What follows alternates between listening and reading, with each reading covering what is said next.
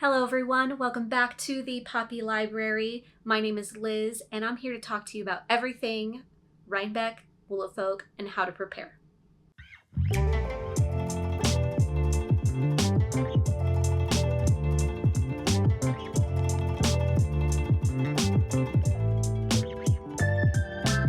I think this is going to be somewhat a notes from a knitter. I feel like lots of knitters have lots of curiosity on what's it like to go to different kinds of events. And I have a unique perspective in the sense that I do work in events. And so I am a chronic overthinker, like most of us are. It's just the nature of the game, isn't it? So I wanted to hop on here, and since we are just a few months away from Rhinebeck and Woolen Folk, I am personally preparing, and I thought I'd take you along with me on my process, what I do to prepare, some tips and tricks, and some things to think about for your own personal journey to said Rhinebeck, Woolen Folk, or if you are traveling just in general for a specific knitting festival. I do want to preface this video with you do not have to go to a knitting festival or a wool festival to belong to this community. It is an extra plus. It's a plus plus. If you want to go, great. If you don't want to go, awesome. I would say there's plenty of videos to watch today, but this one specifically is for this. There is zero pressure coming from me to attend a knitting festival and a wool festival if one, you don't have the financial means to, because I know I didn't when I first started, so I understand where you're coming from. If you don't have the social capabilities to do so, I personally have an anxiety disorder, social anxiety, sound anxiety, just a panic attack disorder. I know exactly what that feels like. I will later in the video tell you some tips and tricks that I use to deal with that since I am employed in the social and event space. It is a part of my job, so I had to figure it out. So later on in the video, I'll talk about that. I'm here just to share my perspective on what I went through and what I do to prepare for these festivals. You can take the information if you want and use it. I would be more than happy if you did that. Please do. And if it's not anything to you and you've been so many times, that's totally fine. I would love to hear your feedback too, and I'm sure our knitting community would as well. So please in the comments drop back your feedback on what you do and how you do it to attend all of these knitting festivals. I'm sure plenty of viewers want to read that, so please share. Also, I want you to know my perspective on this advice. I am a chronic overthinker. Like I said, I work in events. It's very much my second nature now to think of every single tiny thing that may or could go wrong. So I overthink it and I have to prepare. And also because I'm used to setting the standards of what to do before you go to some places, it's very important that for me to make me feel better, I think of these things before I go. So without further ado, let's get started. Again, no pressure. I know what it was like to not go to one of these. It's fine. I used to just watch recaps on YouTube and it was like I was there. So great. Okay, so tip number 1 is the research stage. If you haven't done so already, or you're planning to maybe think about going next year, this is a really important step. First few little buckets that you need to research. One is your financials. Everyone has a different financial situation. Yours is yours, and you should go with what your financial situation is. If you can't afford to go to one of these, don't put yourself in debt for this. There's plenty of ways to see this. Again, on YouTube. Don't do that. But if you have the means to, great. It's now time to start financially planning for this. Since I went last year, I already prepared for this, but it's an important step. So some things that you need to think about when you are financially planning for this event. 1, do not ever, and I mean ever, and this is coming from an events person, do not ever go somewhere without buying the ticket to the event first. You got to RSVP before you go. There is nothing worse than an event selling out and you already bought your plane ticket. What are you going to do? You can't do anything. Now you can't go to the thing that you wanted to go. Maybe you go to some knitting shops just in case, but if you really want to go to the experience, I would highly suggest that you book your ticket first. Price of the ticket then goes into your budget. Second piece of advice is you have to think about all the financials into it. So your hotel stay, your airfare, I would suggest booking as soon as possible. Anytime between now and October, rates are just going to keep going up by demand. If you have a airline tracker, kind of like a kayak or something like that, where you can track prices on a flight and see when they go up and down, I would highly suggest doing that. Think about, your food and beverage. So you want to accommodate in your budget for all the times you'll be going out eating. Research restaurants around the location where you're staying so that you know the average price of how much a meal is, or are there, maybe one day you eat out fancy and then the next day you don't. But I would definitely give yourself a little bit of wiggle room for social situations, which I will touch base on that later. So again, you are budgeting for your tickets, your flight, your hotel stay, another important thing, and your food and beverage. Hotel stays can vary in the area. If you have friends that you're going with, I would highly suggest going in on an Airbnb. Just know, again, in the social situations, that you will be bunking with people.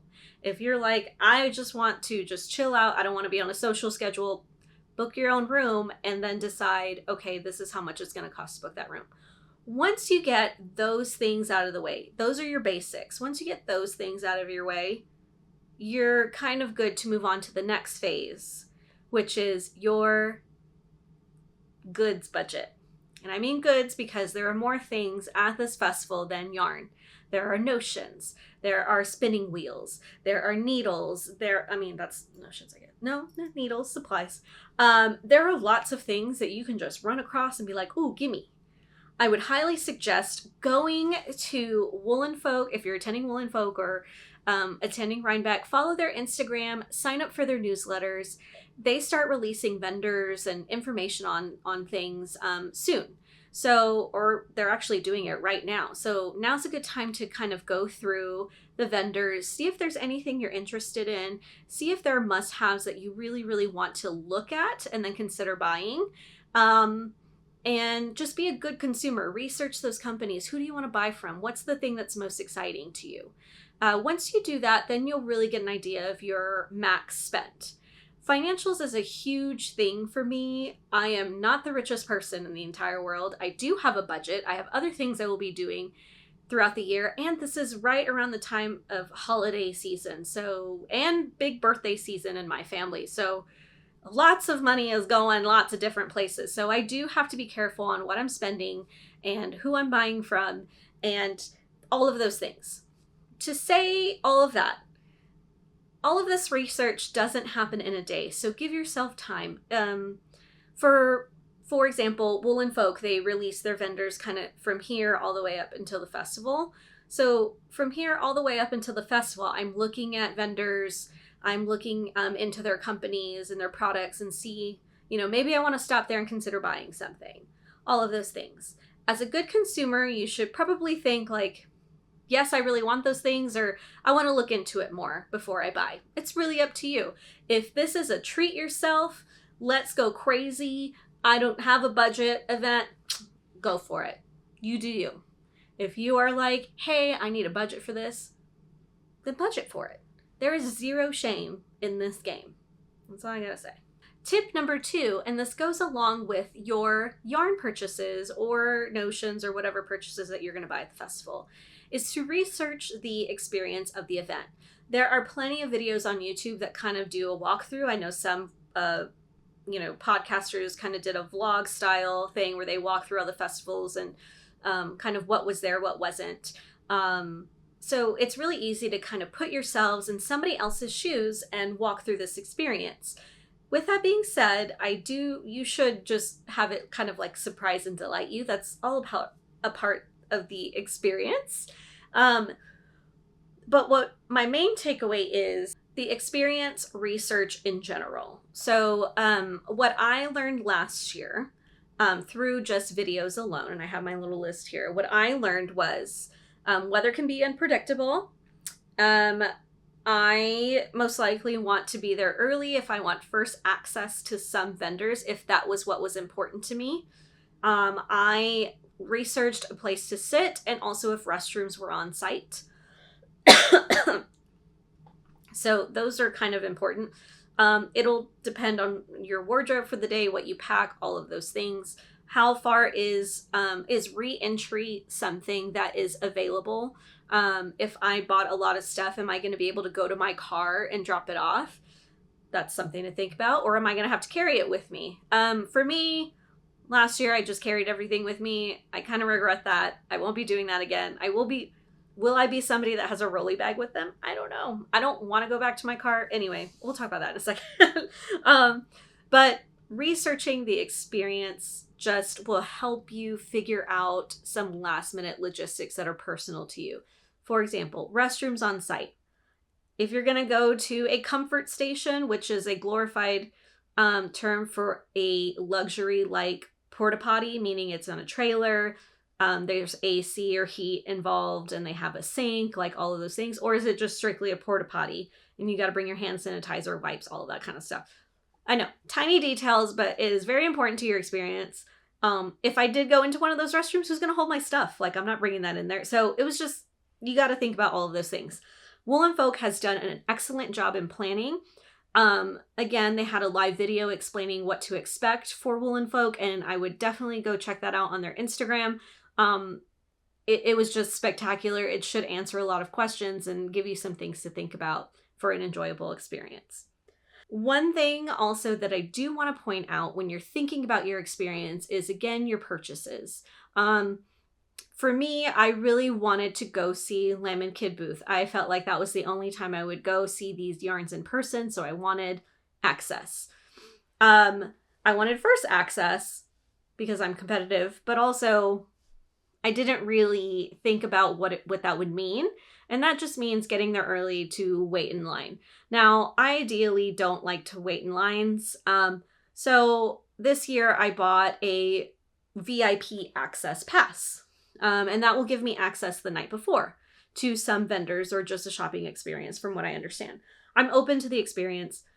So that is something that's important to me when going to these places. But again, it is not mandatory. I just thinking about your specific wants and needs. So if that's your kind of personality, then I would suggest doing and booking the night before if you have the financial means to. No pressure.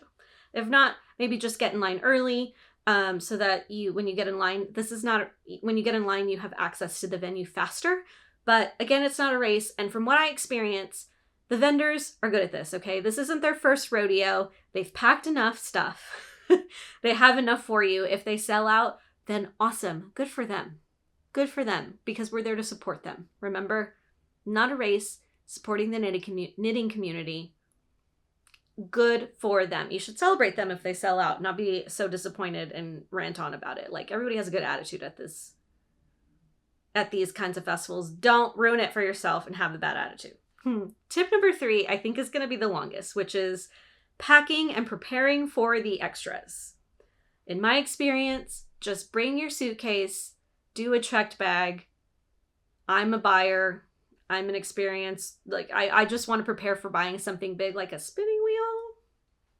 What if I get one? I don't know. I'm still doing my, just that kind of stuff. I would rather prepare to not ship something off to my home and just bring it with me on the plane. So I will bring a checked bag, a carry-on bag, and a personal bag.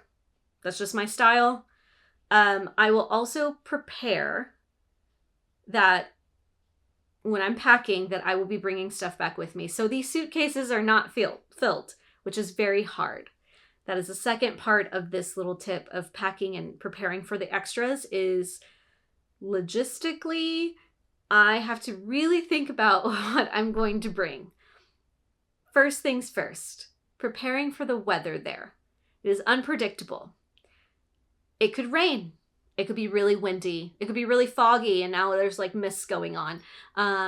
It could be really hot, a little warm, but then get really cold in like 10 minutes. I'm from Texas, like it's hot all day, including after 9 p.m. Nothing gets cold here. So let's just start with that. It doesn't cool off at nights, but over there in New York, yes, it does. And you just got to prepare for that, whether that's in your Rhinebeck sweater that you knit. If you don't, then cool, wear what you got. But just prepare for layers, prepare for wet ground. So your shoes, think about something that it can get wet, or you're stepping in a muddy spot and you can clean them really easily. Extra socks, any of those things.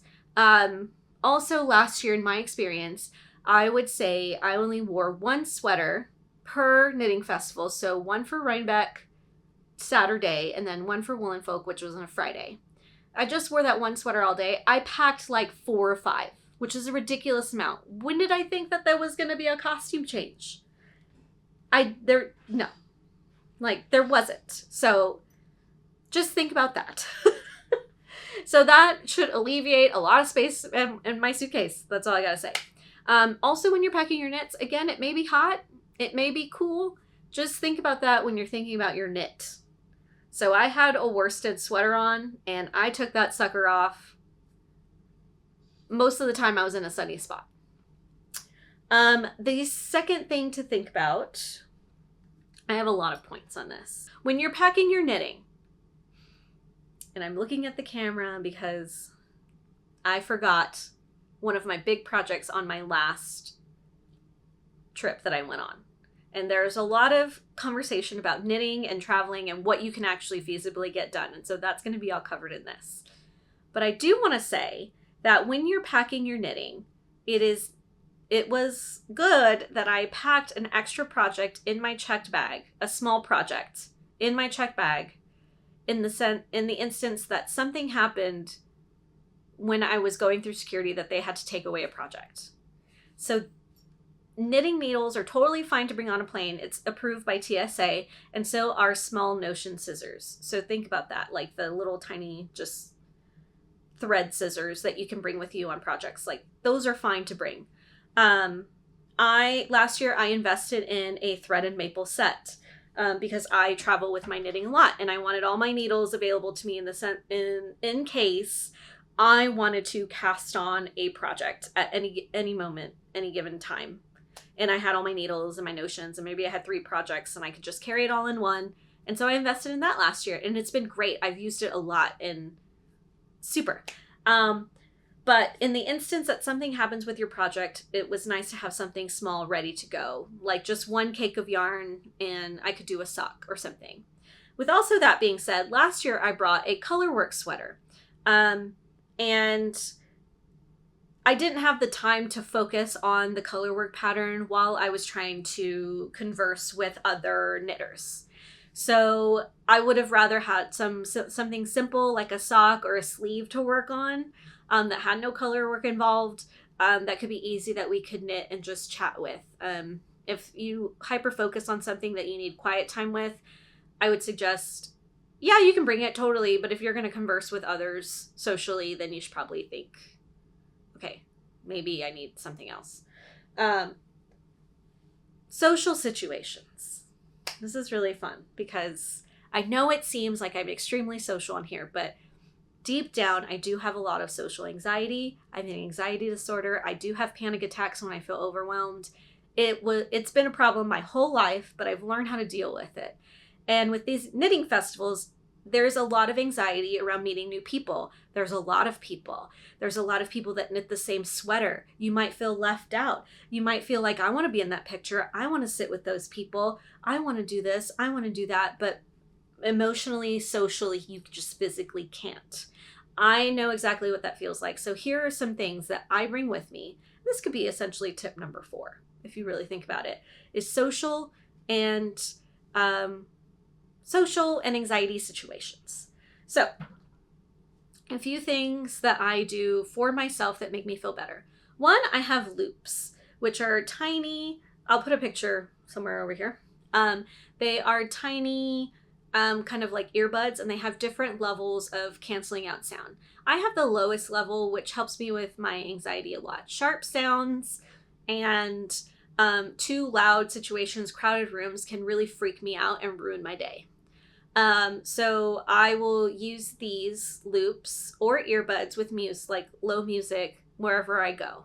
That helps me just kind of tone down the sharpness in my ears and kind of release a lot of the anxiety. Once there's sharp sounds in my ears, I will just not be paying attention to what you're saying. From my experience, if I didn't want to talk to somebody at the festival, nobody's trying to like get a conversation out of you. Everybody is traveling with either by themselves or with some friends, so they got their social situations like down. I guarantee you, you are not the only one that is feeling this way at a festival. There are a lot of people that are not wanting to talk to others, so they're quiet to themselves. There are some people that are too shy to come talk. You know, that's fine too. Just take your social cues at this festival. We are such an inclusive, or I know the knitting community has taken strides compared to other communities that I'm a part of being inclusive, including different kinds of people, different social situations, different social levels. And so just be kind to one another, really. If you're getting the vibe that somebody doesn't want to talk to you, just back off. If you feel like you want to go sit on that blanket with those group of folks that are just knitting away and just chatting, ask if you can join if you want to. I found that throughout the festival, specifically at Rhinebeck, they have this thing called the Knitter's Hill, and I brought this little blanket with me, and I just sat by myself and knitted and just people watched. That was great. If I felt like getting up and just chatting with people, I did, and so that was really helpful, and I just kind of sat with them and felt like I belonged, and everybody was really kind. Not everyone was very nice. Some folks that I encountered just didn't want anything to do with me. So that's fine too. Like, then I don't need to be there. You can come if you encounter somebody that doesn't want you a part of their conversation and they don't want you to sit with them, or they walk away from you, you can come sit with me. Okay, you can find me over there. I will most likely kind of walk around and then go back to the hill and then walk around some more, maybe get some food, sit back on the hill. So you can come find me. You can come talk to me. I don't care. I don't care how old you are. I don't care what you look like. I don't care what your experience level is. Just come sit by me. Right? Okay, so that's that. If you like this video and you want to know more tips, I'm sure I have them. Feel free to leave a message down below. If you've been to one of these knitting festivals, also leave a message below on your experience. I'm sure there's plenty of people that want to hear about it. And yeah, let's just get the conversation going. We're about 2 months away, which is absolutely fabulous. I cannot wait. I cannot wait to go there. And it was just really fun last year, and I can't wait to do it again. So again, if you have any questions, don't hesitate to reach out in the comments below. Like and subscribe this video if you enjoy this kind of content. It would really help me reach more knitting community members. And oh, I almost forgot about the most important part of this conversation, which is last year, I'm sure you heard of me talk about a sweater that inspired me to knit a sweater. And there was a woman walking around with an orange ranunculus, and it was made out of mohair, and I talked all about it in one of my first videos. And well, she inspired me to knit my sweater, and I was just like, that is why I'm going again, just to be inspired. Well, her kids found me on Instagram and were like, hey, I think you're talking about my mom. Or, yeah, no, that's my mom. And they sent me a picture and introduced me to their mom, and her name is Mary Jo. And I think that is what is the most fabulous part about this festival. Mary Jo and I text about our projects now. We are knitting friends, and she is the best. And she has some really cool projects for this festival, and I cannot wait to meet her. And so that's what I'm talking about. I don't really have a lot of knitting friends. I knit by myself. So it was nice to actually finally connect with somebody who is interested in projects just as much as me. And we didn't even meet in person. I just saw her from afar. And that's what I'm talking about going to these festivals. Those kinds of experiences are awesome. Lifetime friends. She's my favorite. And we're going to meet. And it's going to be fabulous. I cannot wait to see her sweater. Mary Jo, you're the best. So thank you. Anyway, That was the most important part. I was like, what did I forget? I feel like I forgot something. But thank you for joining me for this video. If you want to hear more about some tips and tricks of going to your first knitting festival and how to prepare, whether it's locally or, abroad or, to a different state, feel free to leave it in the comments below. Don't forget to like and subscribe this video, and I will talk to you on the next Notes from a Knitter. Thank you. Bye.